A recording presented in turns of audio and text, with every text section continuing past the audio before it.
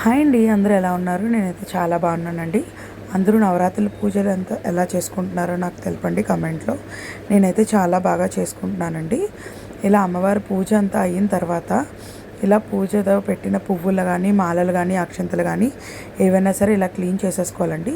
ఎందుకంటే ముందు రోజున పెట్టిన పువ్వులు మరుసటి రోజుకి పూజకి పని చేయవండి. అది ఆ పూజ ఫలించదని అన్నట్టుగా అంటారు. సో అందుకని అన్ని నీట్గా క్లీన్ చేసేసుకోవాలి. ఏ పువ్వులు, అక్షంతలు ఏవి కూడా ఉండకూడదండి. మరుసటి రోజు పెట్టుకోవాలి, మళ్ళీ కొత్తగా ఫ్రెష్గా మళ్ళీ పెట్టుకోవాలి. ఇలా నీట్గా పెట్టేసుకోవాలండి. అంతా క్లీన్ చేసుకొని ఇప్పుడు ముందు రోజు పెట్టిన నిమ్మకాయలు అయితే ఏవైనా ఉన్నాయో అవి నేను అమ్మవారికి దిష్టి తీసేసి పక్కన పెట్టేసుకున్నానండి.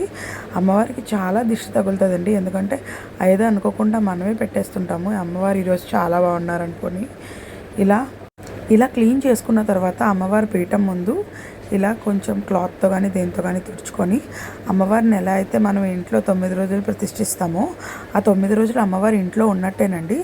అందుకని మనం ఏ చీపురు కానీ ఏది కానీ వాడకూడదు. చీపురుతో వాడకూడదు, అస్సలు వాడి తుడకూడదు. అందుకని ఒక క్లాత్తో తుడుచుకొని ఇలా నీట్గా పసుపు రాసి ముగ్గులు పెట్టుకోవాలండి. అమ్మవారి పీఠం ముందు పెట్టుకున్న తర్వాత ఏవైతే మనం అన్నీ తీసుకున్నామో అన్నీ మళ్ళీ ఏ బొమ్మలు అన్నీ మళ్ళీ యథాస్థాయిలో పెట్టేసుకోవాలి.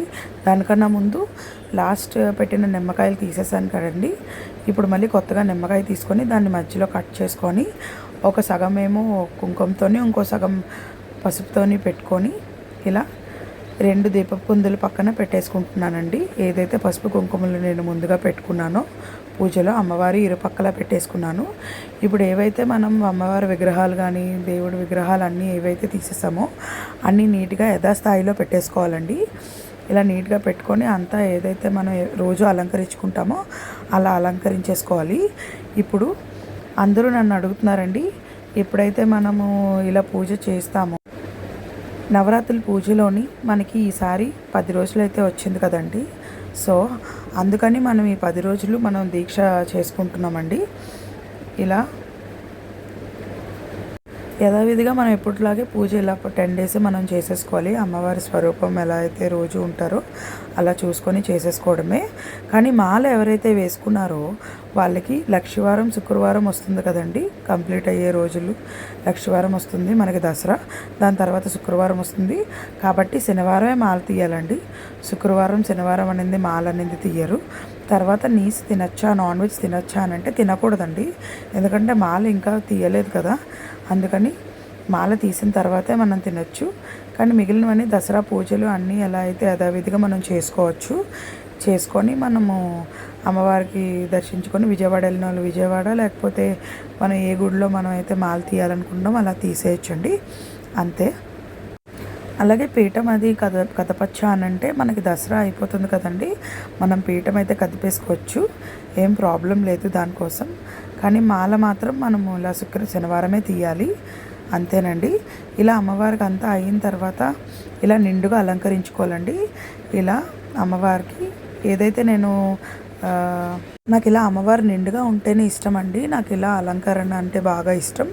ఎవరి శక్తి కొలది వాళ్ళు అలా చేసుకోవచ్చు, ఎవరికి నచ్చినట్టు వాళ్ళు. నాకైతే ఇలానే ఇష్టం అండి. అందుకనే నేను ఎప్పుడు ఇలా ఏ పూజలో కానీ ఏ వ్రతంలో కానీ ఇలా నేను అందంగా అమ్మవారికి పుష్పాలతో అది అలంకరించుకుంటాను. పూజ అంటే పుష్పాలు కదండి. పూజ అంటే పుష్పాలతో అలంకరణే కదండి. ఆ పుష్పాలన్నీ నిండుగా అందంగా అమ్మవారి చుట్టూ పెట్టుకుంటే ఇంకా బాగా అనిపిస్తారు. అమ్మవారు మన ఇంట్లోనే ఉన్నట్టు, దగ్గరుండి మనతో పూజలు అందుకున్నట్టు మనకు అనిపిస్తుంది. అందుకని నేను ఇలా అలంకరించుకుంటాను. ఎవరికి నచ్చినట్టు వాళ్ళు చేసుకోవచ్చండి. ఇప్పుడు ఇలా అంతా అలంకరించుకున్న తర్వాత దీపక్ కుందులు అవన్నీ పెట్టుకున్నాను. చూసారా ఎంత అందంగా ఉందో.